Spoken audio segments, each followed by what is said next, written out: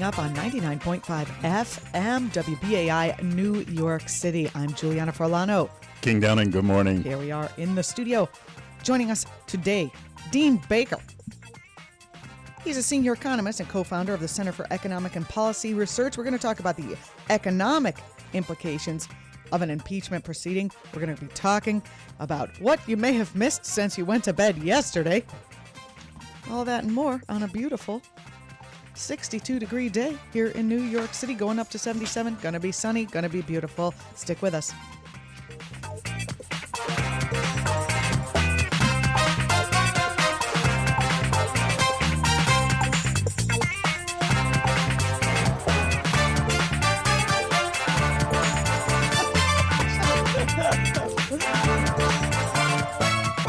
Welcome to the show, everyone. Hello. Happy Friday. We made it.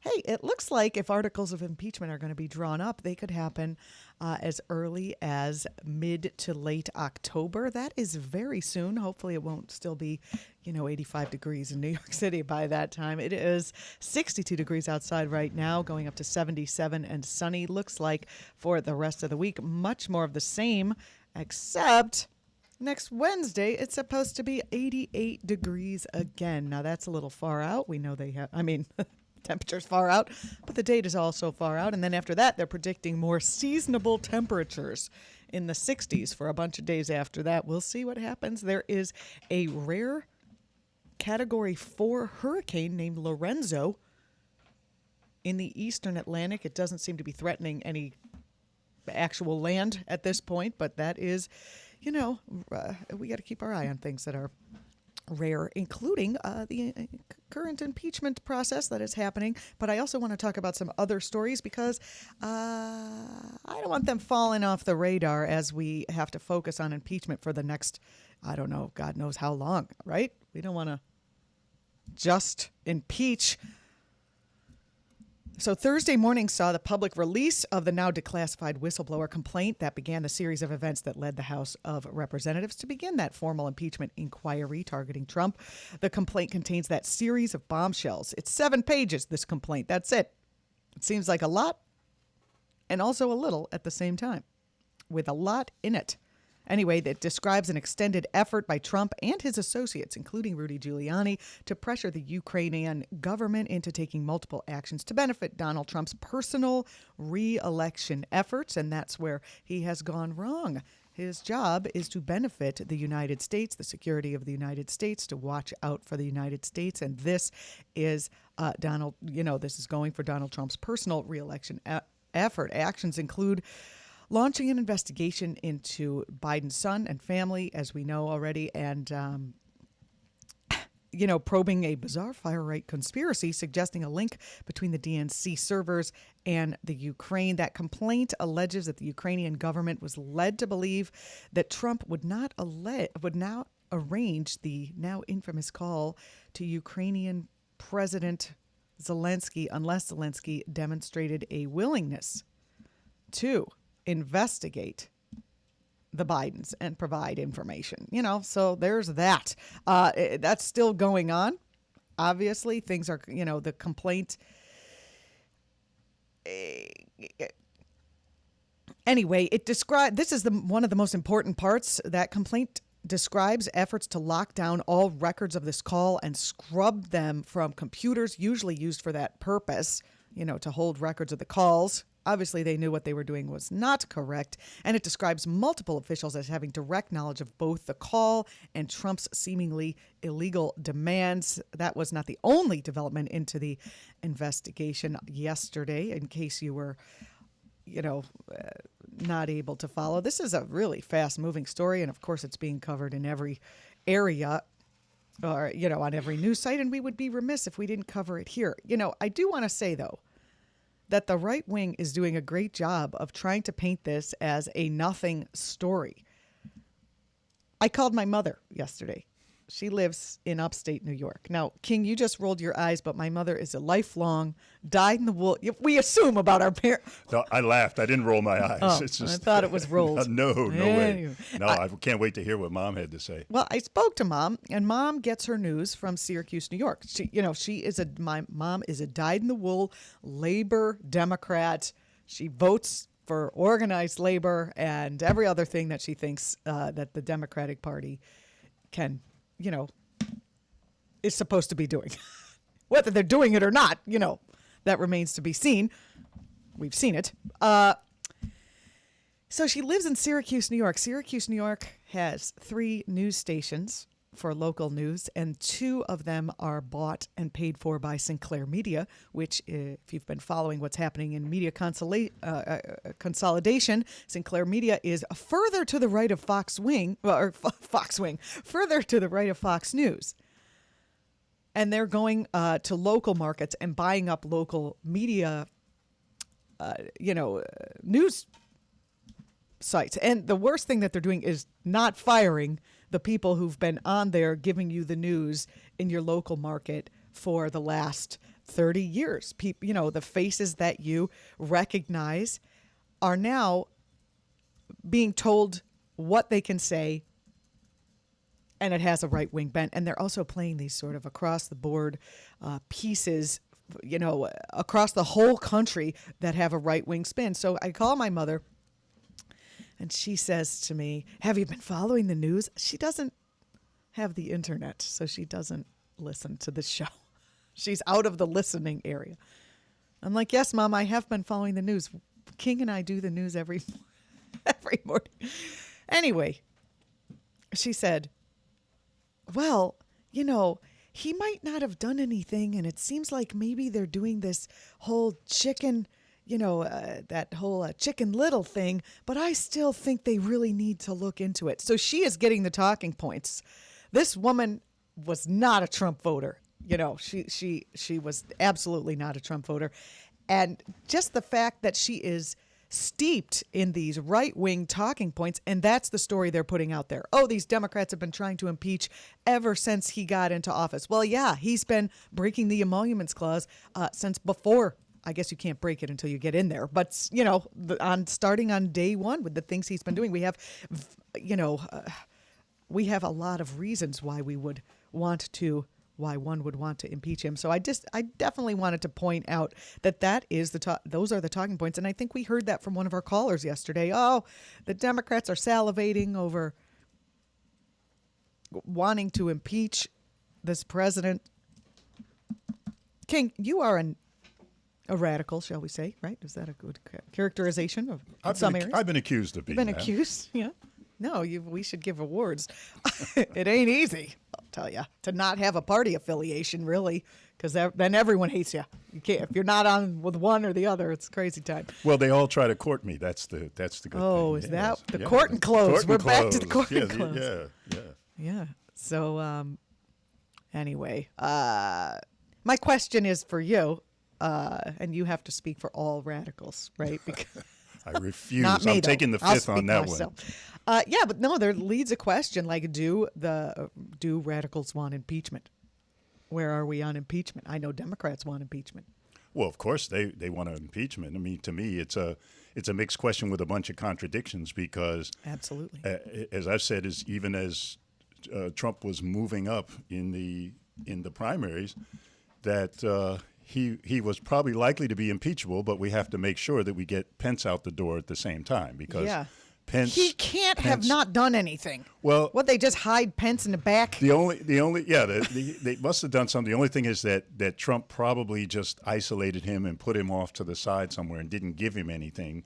And I'm hoping that he did have some role so we can get him out the door because Pence is going to come in. He's going to be smooth, suave, and they won't give the evangelicals an eye to bat at, right? I mean, that's his deal. He is.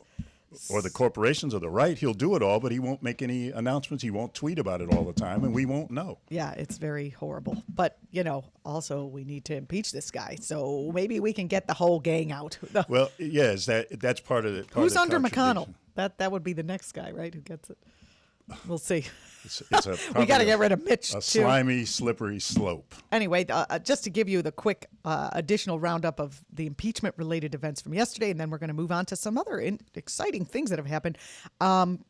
The acting director of intelligence, Joseph McGuire, testified. That's what my mom was watching, by the way, before the House Intelligence Committee in the morning. Our live coverage, there was live coverage all over the place. You can find it. The testimony was combative, with McGuire being repeatedly asked to justify his delay in providing the whistleblower complaint to Congress as required by the law governing those complaints. So he broke the law. McGuire defended the move by calling the whistleblower complaint about the activities of a sitting president an unprecedented situation. So he didn't know what to do.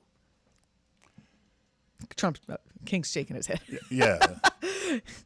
Yeah, well, Go ahead. Well, that's because the law is very clear, and some of the lessons that have come out of this is that we're learning about the Inspector General's duties and the Inspector General's independence. What are the Inspector General's duties and his independence? The duties are that when, and it's all listed in the complaint, that any time that there's an issue that rises to the level of an urgent potential violation of law, the Inspector General is supposed to turn the information over to the Intelligence Committee and bypass the executive branch, because that's where the wrongdoing is. Exactly. And so that's a big lesson for us to learn. And the other one has to do with whistleblowers, because this whistleblower has protections that didn't exist even in the 80s. And I'm going to give a shout out to Marcia Adebayo, who was with the EPA, and she was a whistleblower on the use of dangerous metals and illegal mining practices that the U.S. was overlooking. And thanks to her suffering and the organization that she and others founded to look at whistleblowers, legislation got passed that's going to protect this guy. Otherwise, or lady. Or Who lady. knows? When I said guy, I was saying it in a... You mean guy, gender neutral guy. Yeah, gender you. neutral. And that otherwise, this person would probably already be under arrest, except that it would mean releasing the person's name. Absolutely. Well, the three key takeaways from McGuire's testimony was that he told the committee that the whistleblower did the right thing and followed the law every step of the way. He agreed that election security was his most fundamental priority as Director of National Intelligence, in direct conflict with Attorney General William Barr's Office of Legal Counsel's determination that it was not within his intelligence purview.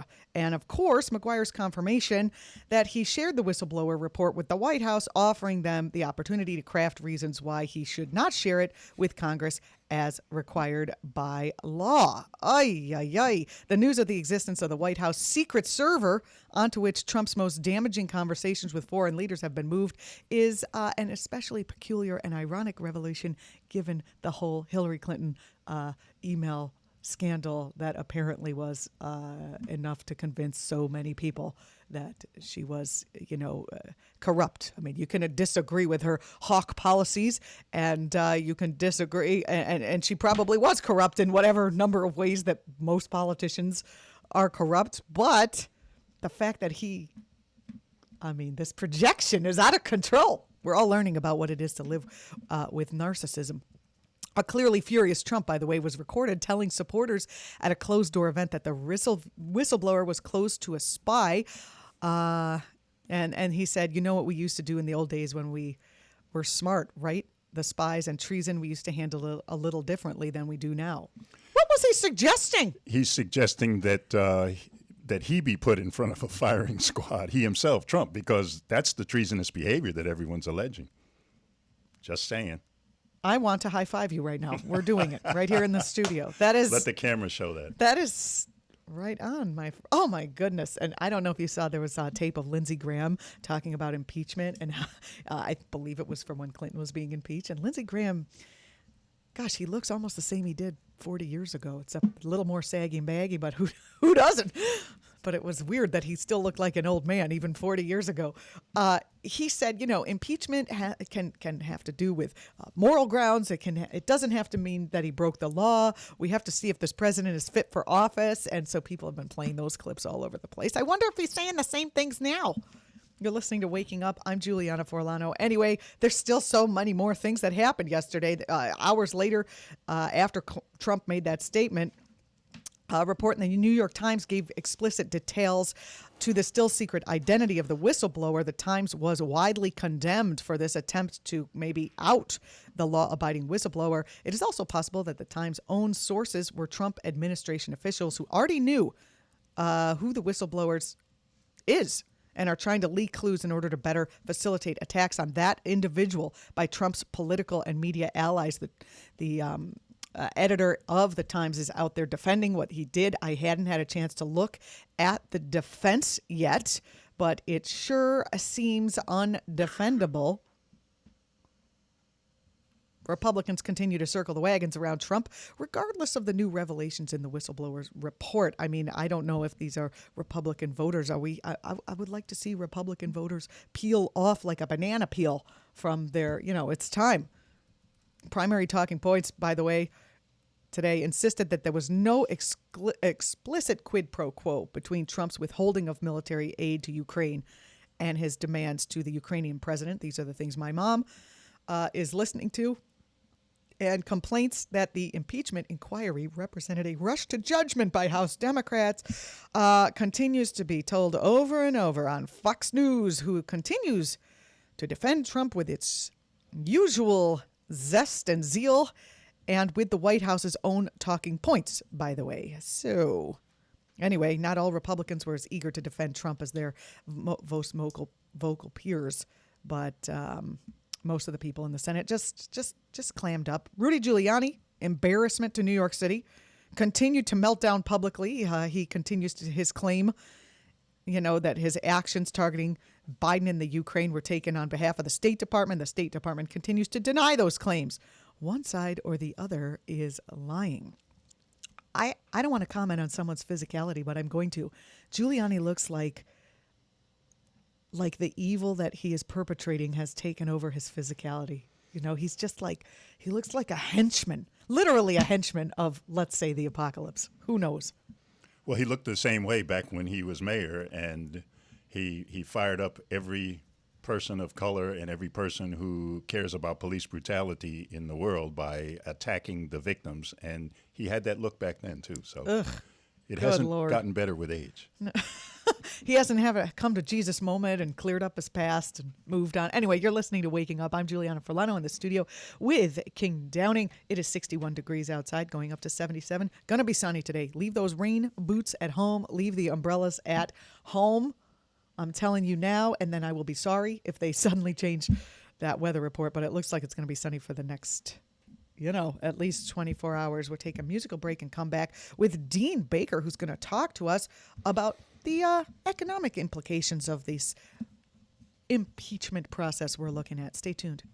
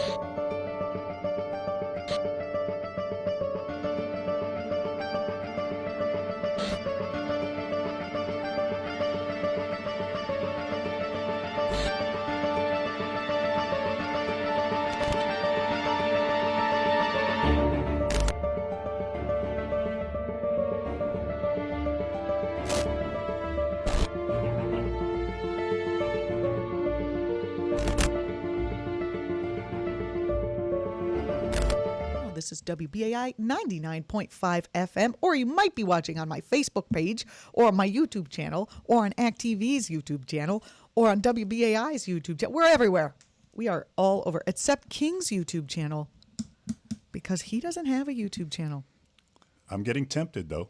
People want to hear your tweets is really where you got to go. Okay. Tweets, maybe some Instagram if you're into the photos, because you're out there.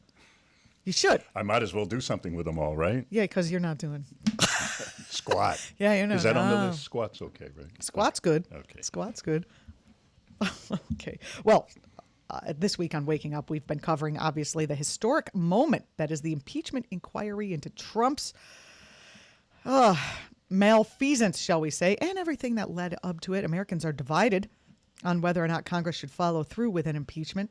And I think those divisions are pretty much along party lines. But one thing is for sure, this will affect all of us. And one specific way will be how an impeachment inquiry will impact Americans economically. Today, we're speaking with Dean Baker of the Center for Economic and Policy Research about the economic implications of an impeachment inquiry. Dean, thanks for joining us on the program. Sure, thanks a lot for having me on this morning. So what are the sort of, what are the near-term and far-term implications of what this country is about to go through? Well, it's interesting. I talked to someone a couple days ago, and they'd asked me about the impact of impeachment on the economy, and I said, well, I think it's likely to be negative for the simple reason that the biggest drag on the economy is all the uncertainty around Trump's trade war. So the story, I think we talked about this previously, with the trade war, Trump's imposing tariffs in basically an ad hoc way. So it's not that tariffs are always and everywhere bad, but Trump's reality TV show past is catching up with him here. He's going, I'm having a 25% tariff on China. Oh, wait a second, maybe I'll put that off. Well, this is a horrible environment for businesses to plan in, and the result has been a serious fall off in investment. And insofar as anyone's talking about recession, I've said I think that's overblown, but insofar as people are talking about a recession, they're pointing to the uncertainty created by the trade war. So then you throw in an impeachment, well, that almost certainly means more uncertainty. Who knows what Trump is going to do now? So that's a short-term story. What does the economy look like the rest of this year, next year? Dean, if this happens and this continues to happen, then Trump will have a reason to blame his poorly functioning economy on the Democrats. Trump always blames. Seriously, I mean, he's been blaming the Fed. A while ago he blamed U.S. corporations. Those are his friends. So he's always going to place the blame elsewhere. So again, the point I made before. If you go back, there was an impeachment of President Clinton. Of course, it didn't go very well. I shouldn't say it didn't go very far. They impeached him. He won. He wasn't convicted by the Senate. But that didn't have a negative impact on the economy because he had competent people running the Treasury as Council of Economic Advisors. He had administration with competent people. I didn't agree with everything they did by any means, but these were competent people. Trump doesn't have a head of his Council of Economic Advisors. His National Economic Advisor, Larry Kudlow, is a TV personality. So it will affect the economy in the short term. The long term, I saw Paul Krugman's piece this morning, and he's usually insightful, and he goes, this is going to be good for the economy because Trump is trying to undermine our institutions. He points to the Environmental Protection Agency as them suing California for trying to reduce greenhouse gas emissions. Krugman has a point there, but that's a longer-term point. So if anyone says impeachment's going to harm the economy, I'd say, yeah, it probably will in the short term because Trump is so erratic. But again, this is good for the country in the sense that we're going to prevent a lot more damage in the long term if we stop him from carrying through his agenda, basically to dismantle all the regulatory agencies in the government. Yeah, we need to stop that. Definitely, absolutely. Oh boy. What? Oh boy. Well, do you think you recently wrote about the Trump administration's threat to pull the U.S. out of an international postal agreement? This is a little bit different than what's happening in terms of impeachment, but can you talk about that, please? Yeah, so Trump was complaining about the postal agreement that we have. This is, it's one of these things, it's sort of an obscure thing in the sense that I didn't know about it until I wrote about it in the paper not too long ago, that when we send a letter, or more importantly, package for this agreement, it sets postal rates, not just in the United States, but it freezes in rates in other countries. And what Trump was arguing is that we're paying too much, that China could ship things to the U.S. and we don't charge them enough money, so they're undercutting U.S. corporations. Now, there actually might be something to that, in all fairness, but he was threatening to pull out of the agreement, and he got some minor changes, and I guess I was kind of making fun of it because they were selling this that, oh, this is going to be a huge win for the U.S. workers. This is literally, I mean, this was what Treasury Secretary Mnuchin said, and I was looking at it and I go, okay, so how much money is at stake here? And they said about $250 million a year. And this is a classic case. I always jump on the news outlets because for you and me, $250 million is a huge amount of money. But you go, okay, well, for the U.S. economy, what does that come to? It's equal to 0.0025% of GDP. It's less than, it's about 70 cents per person per year. Now, it might well be a good thing, and frankly, I haven't studied the agreement closely enough to tell you whether it's a good thing or not. It probably is, but that's not a huge win. No one is going to go out and celebrate because we're getting an extra 70 cents a year. I understand that if we pull out of this postal agreement that we have, that it affects people overseas, their ability to vote. Is that accurate? It could well, because the whole point is these are the rules under which if you're living in Germany or somewhere else outside the U.S. and you send in your ballot and that's how you vote, there's no orderly path to ensure that ballot will come to the U.S. Now, you would hope that would never happen, but on the other hand, with the Trump administration, really, I don't think you could rule anything out, and that's literally if you envision him carrying through on that threat. So it wasn't just we're unhappy, we're gonna take our marbles and go home. It was actually a real threat that he could carry through on. We could be in that situation. So again, you'd hope you'd never see that, but that's what it could mean. And wouldn't that affect the military that is all around the world? Don't they vote by mail? Sure, everyone who votes by mail. So we have hundreds of thousands of people in the armed services may not be able to have their votes counted. We've seen that before, unfortunately. But this would be on a larger scale. I'd like to go back to the impeachment question for a second. And you had said that we would face some short-term economic harm, but in the long term, we'd probably gain. So what I want to ask you is, if Trump is out, Pence is in. So do you think that Pence's economic policies would be any different from Trump's? It's possible that Pence is in. It's also possible he's dirty. Well, so so far they have. Yeah, my about assumption is, frankly, that there's almost no way on earth the Senate will actually remove Trump. So I was essentially referring to the process. So again, if we go back to 1990, 97, 98, when the Republicans were impeaching Clinton, of course, the process, the procedures in the House, and then the trial in the Senate went on for quite some time. So I was comparing, okay, what was the effect of that in the economy? So I'm envisioning, okay, Trump stays in office. Now, again, anything is possible, and I've certainly been wrong about politics in the U.S. before. But I'm assuming at the end of the day that Trump does stay in office, but it's Trump that's, as we could see, literally obsessed with an impeachment. Again, people could say many things about Bill Clinton, but he clearly remained level-headed through the process. I don't think we could assume that to be the case with Donald Trump. What gives you that idea? I can't imagine. So then you're saying that the long-term gain will be that Trump would still be in, but he would somehow change his policies, or that this would cause no. It'd be clear when I'm saying long-term gain is, I was referring to that he's doing a lot of very negative things. So I was referring, I most immediately mentioned the Environmental Protection Agency, but one or the other, and this is a little obscure, but it's worth noting because this is the sort of thing that Trump does. The Agriculture Department has a statistical agency, long established, very good at their job. Now, I realize most people don't read agricultural statistics. I don't even read them that much, and I'm an economist. But the point is, when I look at them, I know that they're well done. They do their job. They're reliable. He said, we're going to move that agency to Kansas.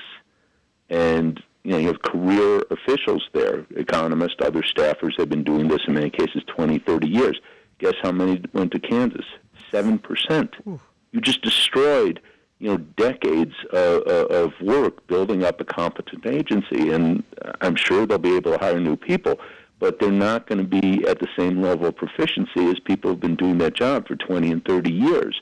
So he's doing things like that all across the government, and that has serious consequences. Again, agricultural statistics are important. If people can't count on projections for grain production, all sorts of other things, that's going to undermine their ability to plan. That's a relatively minor thing in terms of what the government does, but he's doing that all over the government. He'll be less able to do that in a context where he's obsessed with impeachment. Another Beat the Press blog of yours talked about Washington Post piece that quotes Alan Greenspan about negative interest rates. What was alarming to you about that piece? Why is it important that we hear from the right people when it comes to the health of our economy? Well, this is one of the things that just amazes me, because Alan Greenspan, of course, I remember back to the 90s where he was literally treated as this great master. In fact, Woodward, the executive editor of the Post, wrote a book called Maestro about what a great, master of the economy Alan Greenspan was, literally. I mean, that was the whole theme of the book. And then he takes us into the Great Recession. I mean, that was totally preventable. Yeah, that was totally preventable. And this is not in hindsight. I was saying this at the time. We have a huge housing bubble. It's going to burst. It's going to lead to a serious downturn. I mean, I'll say it was even worse than I expected, but I did expect a serious downturn from it.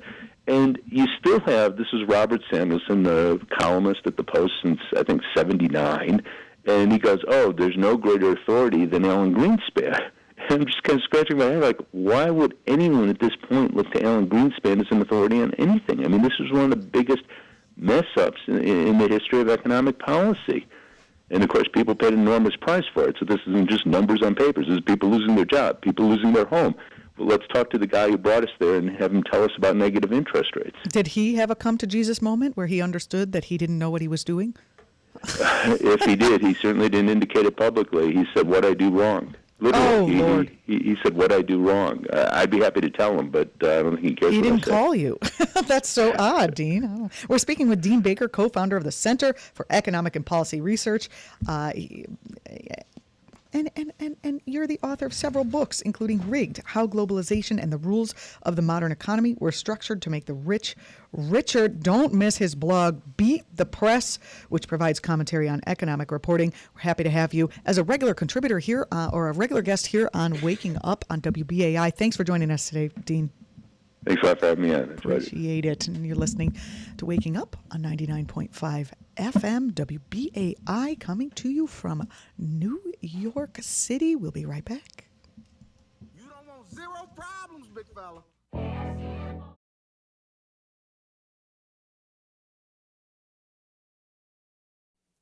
When your children ask you, did you do absolutely everything in your power to stop the climate crisis? When the storms are getting worse and we're seeing all of the effects of the climate crisis, when they ask you, did you do everything? Can you really look them in the eye and say, no, sorry, I couldn't do anything because that country over there didn't do anything, so if they're not going to do it, then I'm not? That is shameful, and that is cowardly.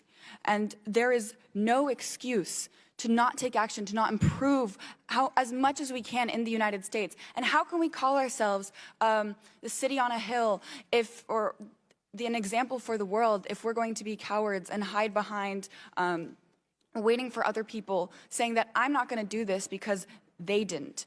I want you to think about, this is all about being able to look your children in the eye and say, I did absolutely everything I could for you.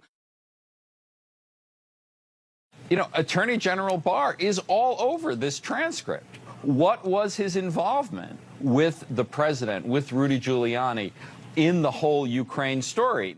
At the moment, they're saying the Attorney General had no role. Well, then why was he mentioned so often by the president? Attorney General Barr, has the president or anyone at the White House ever asked or suggested that you open an investigation of anyone?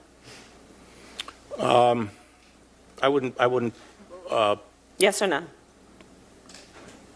Could you repeat that question? I will repeat it. Yeah.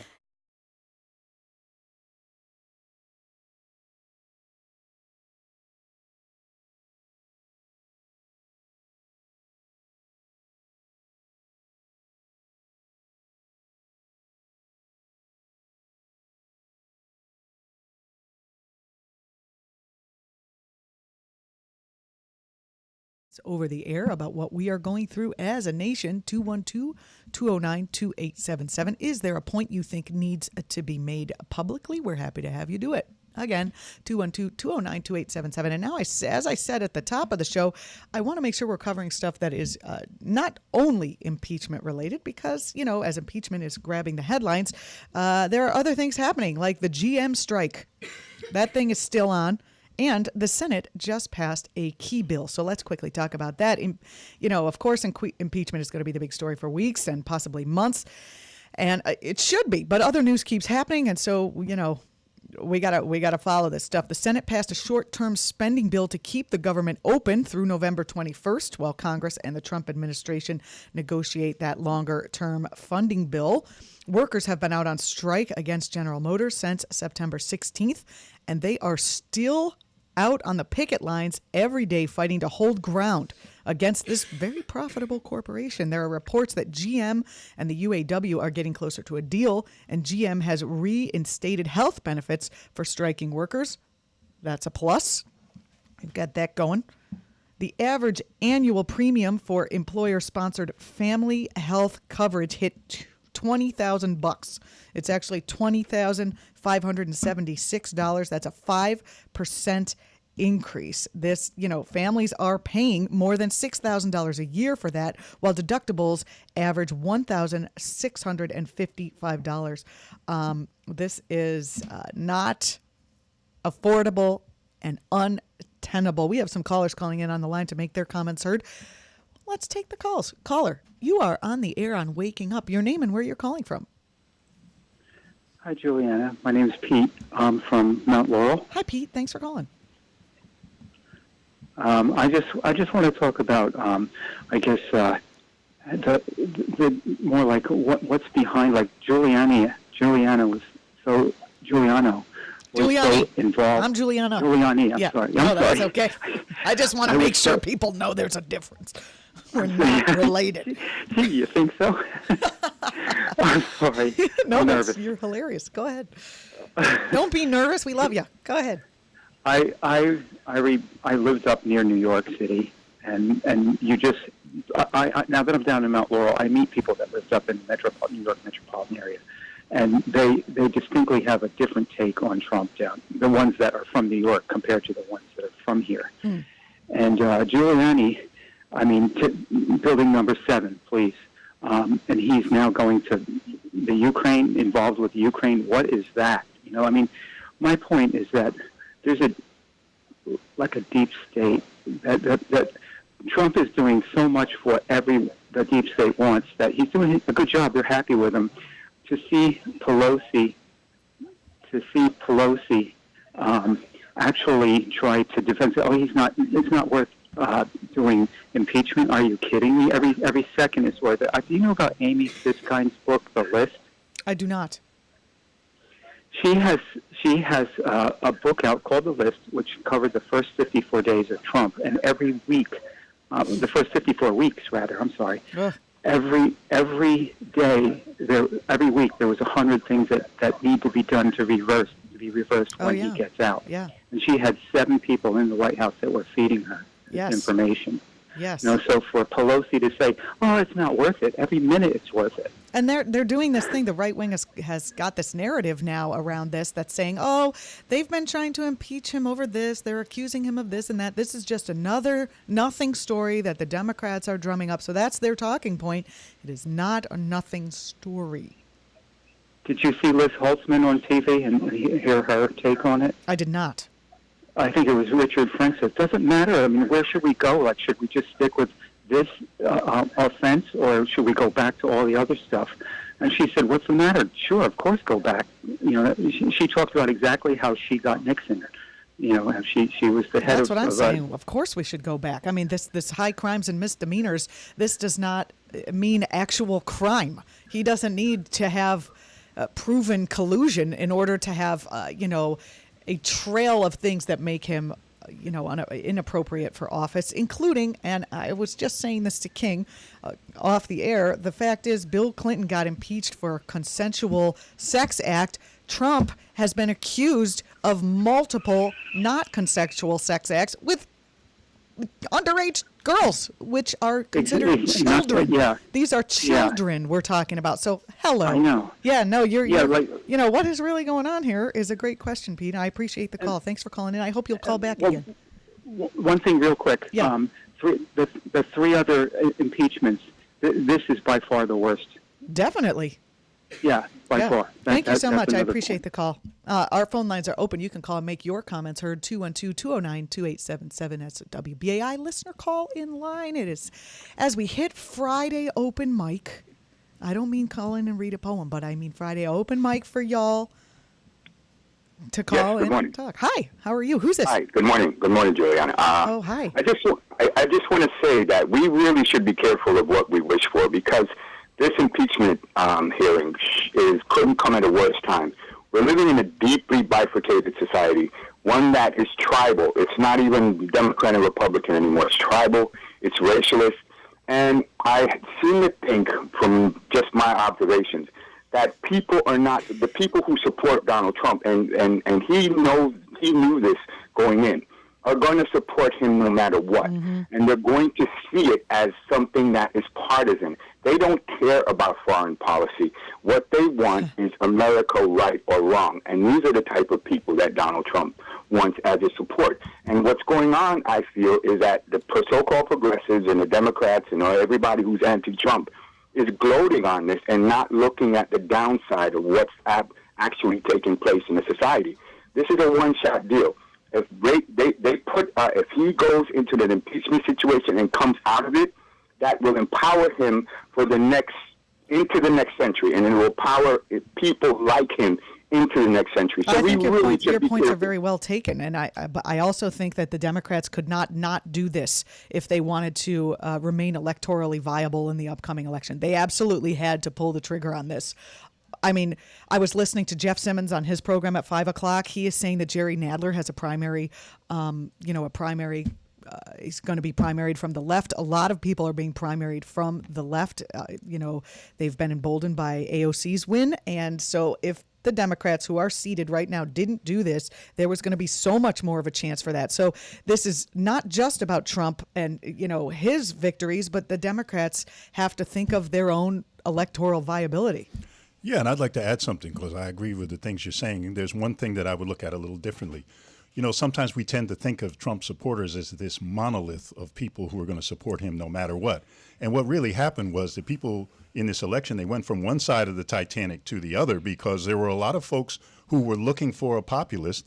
And when Sanders was knocked out of it and people perceived Hillary as an insider, they went over to the other side of the ship. And a lot of them went with this guy that they thought was going to be a populist. It turns out he isn't. So I don't think we can automatically say that all of these people are going to harden and they're going to support him. A lot of people may just shift back over when they realize he's not the populist. Especially if we actually have a populist and the DNC stops being so frickin' ridiculous and trying to run some middle of the roadkill person. Yeah.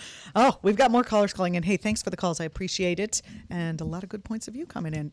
Caller, you are on the air. Your name and where you're calling from. Yes, this is Penny. Hi, Penny. Good morning. Good morning. You know what? I think that just like Monopoly, do not pass go, do not collect $200, go directly to jail. That's for Mr. T. Yeah. Rump. I can't say his name. I just get the I like the rump part. But don't soil Mr. T's name. Yeah, don't. Oh no, I definitely didn't. I just said drop the T and say the RUMP part. Orange rump. Well, I think it's just like getting a firm grip on the obvious that he just has to go. The impeachment process, it's process, that's the operative word. It's going on and on and on. I mean, the old country expression is as slow as molasses in January. He just has to go. I think that he's just hypnotized the people that support him. And the only way I could figure that out is that's what Satan did. I have to think that this is a man who's hypnotized people, and they don't come to any reason that this is a man who is really destructive, so destructive it's scary. That is a great point. Penny, thanks for calling. I Okay, appreciate it. I'm off. Oh, no, I mean, there's nothing left to say. You said it all. Thanks, Penny. I appreciate that's it. Okay, callers, you are welcome to call in and make your points heard. 212-209-2877. Caller, you are on the air. Your name and where you're calling from. Hi, it's Rose. Hi, Rose. How are you? A little foggy this morning. Well, we're trying to help you waking up. That's our job. No, it's the throat. I haven't had my tea yet. What I find fascinating is that no one wants to talk about this issue with Jared Kushner, kind of strong-arming the people in Qatar, the organization in Qatar, to give him $1 billion loan. Yeah, why does no one want to talk about that? They want to talk about Joe Biden's tangentially related son. Yeah, go ahead. People have to catch this on Tom Hartman. He's had it on. I called yesterday, and of course the day before I heard about this. Somebody called in and talked about it, and nobody wants to pick up on this. I must have made 30 calls into Congress, to say, hey, why aren't we talking about this? The key on this is that they the Saudi Arabians blocked the Qatar waters or whatever, I don't know, in some way. And as soon as Jared got his money, and they decided to help him out with his financial problems, then that blockade was lifted. Now, why has this become such a secret item? I was wondering myself, and that's not the only corporate malfeasance that, say, the sons of Trump, even though he's a son-in-law, and even the daughters of Trump have been already involved in, accused of, found, I don't know if the guilty is the proper word, but just found, the research shows that these people are dirty. I just don't understand how. Are there people not seeing all of this projection? It is mind-boggling. People are afraid, I think. They can't accept the fact that hasn't Trump bought a great deal of stock in this Sinclair News? I'm not sure about that. Yeah, I've heard that one as well, a long time ago. People are lazy in this country. Listen, I don't have a computer. I'm a blind person. I don't have a TV. I don't get a newspaper. You've got us. Yeah. And there are many segments that people need to start to listen to, as well as you and Amy Goodman. But Tom Hartman is top drawer. He gets people calling in from all over the country. I know. And Tom has, I met him at Netroots Nation. He was very supportive of our show and what we're trying to do. And he was just fabulous. I've met him on a number of occasions, and yeah, his show is like going to college, and you get kind of a straight scoop, and he doesn't always agree with the Democratic Party line, which I exactly agree. Yeah, and that's what makes him good, because you see, we can all drink the Kool-Aid, but we got to kind of hold it up to the light and say, what color is that, and what's in this stuff? Yeah. Kool-Aid is disgusting. Thank you very much for the call, Rose. I appreciate it, and I'm glad to know that you're... Have a great day. Thank you so much for being there. Bless you. Bye. Bless you, too. I'm glad you're out there. I'm glad you're listening. I'm glad for all our callers and listeners. Our phone lines are continuing to be open, 212-209-2877, if you'd like to call in and make your point and make your voice heard. I love hearing from all you folks. Here are some of the other things that have been going on, by the way. Okay, Boris Johnson, the Donald Trump of the UK, by the way, came in for more criticism recently when he called for Parliament to move ahead with the Brexit in memory of Joe Cox, the anti-Brexit member of Parliament who was assassinated just before the 2016 referendum. Cox's widower and Johnson's sister were among those who criticized his remarks. This is very disgusting. So the disgustingness goes across, it goes across the ocean. It's not just here, which is another thing that is kind of scary. It's not like there's someone who can swoop in and save us from this right-wing swing, and this disgusting swing is happening all over the place. Scientists, by the way, who served on an EPA air pollution panel until the Trump administration disbanded it, are going to be holding their own meeting and issuing a report on particulates in the air we breathe, pushing back on the administration's efforts to weaken clean air policies. These things are going on while everyone is focused on impeachment. The Trump administration, by the way, is threatening also to cut federal highway funds for California because the state is, wait for it, not doing enough to clean up its air. This comes just after Trump announced it's going to be stripping California of its ability to set those strict auto emission standards. And as 2 more states, by the way, announced they'll be adopting California's emission standards. These are good. That's good. Other states are doing it. Hopefully, maybe we can do it. Wouldn't that be amazing?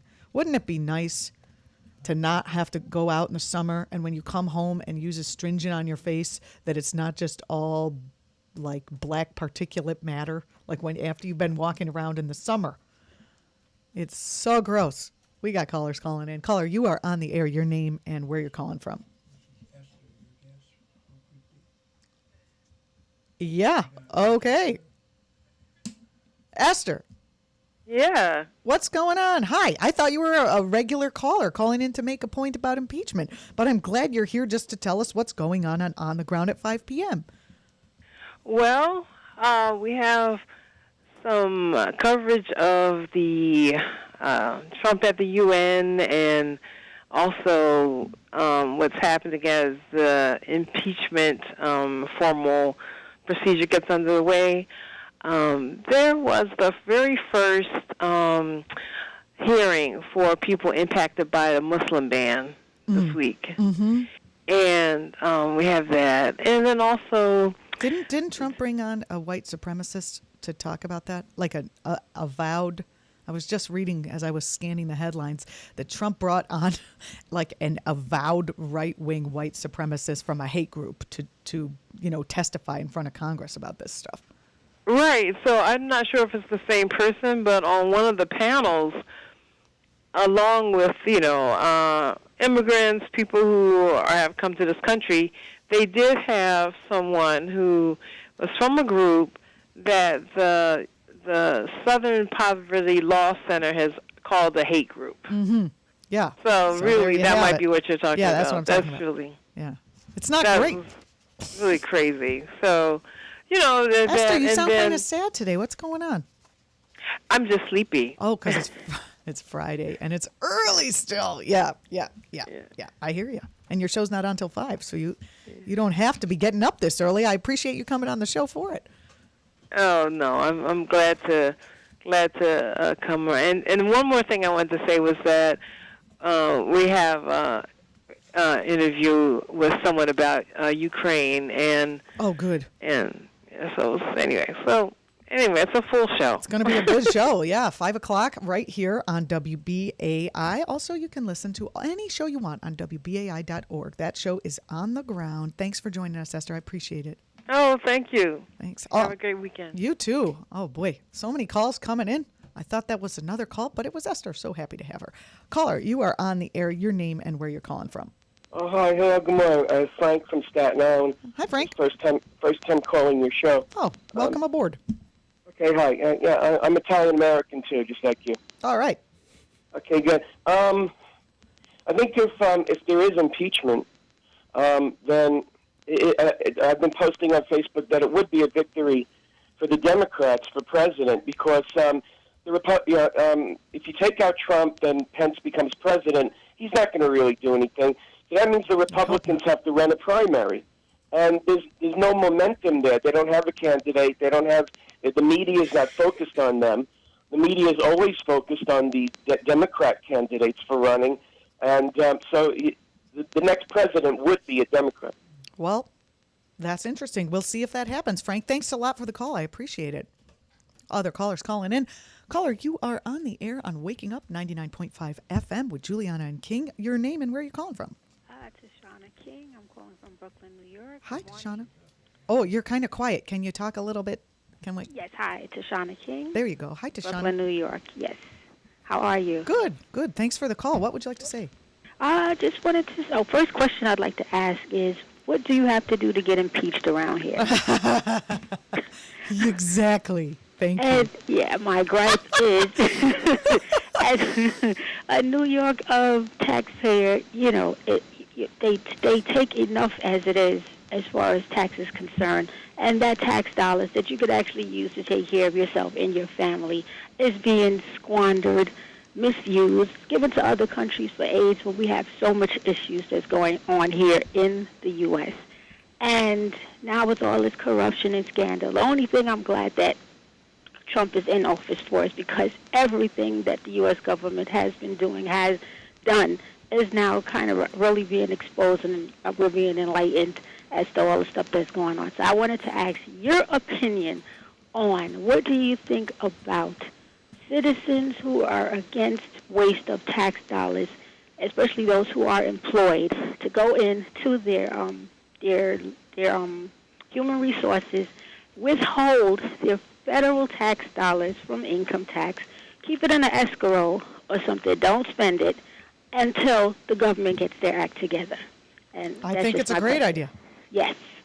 I think that's a very good idea. I think I'm going to start and lead that charge. I think that's a good idea. And as you get started, we're going to have you on the show as a guest. Just get out there and make a hashtag. Then all of a sudden you're doing something. Definitely. Hey, thanks for the call. And I'm glad there's people out there like you who, number one, that was very hilarious. What do you have to do around here to get impeached? Hello? Well, if you're a black person in Brooklyn, you just have to walk down the street and not do anything. Yeah, exactly. Arrested, not impeached. Exactly. Yeah. Hey, thanks for the call. I appreciate it. You're listening to Waking Up. We have a very quick message from the King. Hold on. Okay. I like the short version. Oh, to all my realm, please stop rowing and put your oars down. So you know those jokes aren't that good. I'm just telling you. They're not meant to be. I just trying to get into character. It helps me going. Yeah. So today we're calling not us, but we're putting a call out for folks to gather at Brooklyn Family Court, 330 J Street. And that is a call for support on behalf of Dwayne Lee, a vocal New York leader who has been placed in an extremely vulnerable position through systemic injustice. Oh, my. He's in deep need of solidarity to assist in producing accountability for a family court investigation. Dwayne has identified the entire investigation as an unlawful violation of his rights and is asking the community to show support by standing with him in the courtroom to observe the proceedings. If you're available to come out, it would be deeply appreciated. Dwayne will be briefing the group on the details of his case at 2:30 p.m., and the hearing is scheduled for 3 p.m. Please register by getting in contact with Vocal New York. That's a formerly incarcerated and mass incarcerated and prison rights organization. So not a lot of detail what's going on, but it sounds like if Vocal is calling for one of their members to be supported, that's good enough for me. Excellent. It is good to be the King. 2:30 p.m., 330 J Street. Are you going to be there? You can go and also meet King, who will probably be there. Yeah, and you can speak out and get on the air. You're listening to Waking Up. Thanks a lot. I'm sorry I'm not able to get to more callers. We need a 3-hour show, especially around impeachment. This is WBAI 99.5 FM. I am glad you were listening. It was wonderful to hear all your voices calling in. There's going to be much more to talk about Friday after Friday, second half of the show. It's going to be always calls, I believe, unless there's something breaking and we need something else. But we love hearing from you. Next week, we have Richard Wolf. We have Julianne Malveaux coming on, along with a slew of other regular guests and some surprises for you. So stay tuned. I hope you have a lovely weekend. We'll catch you on the flip side.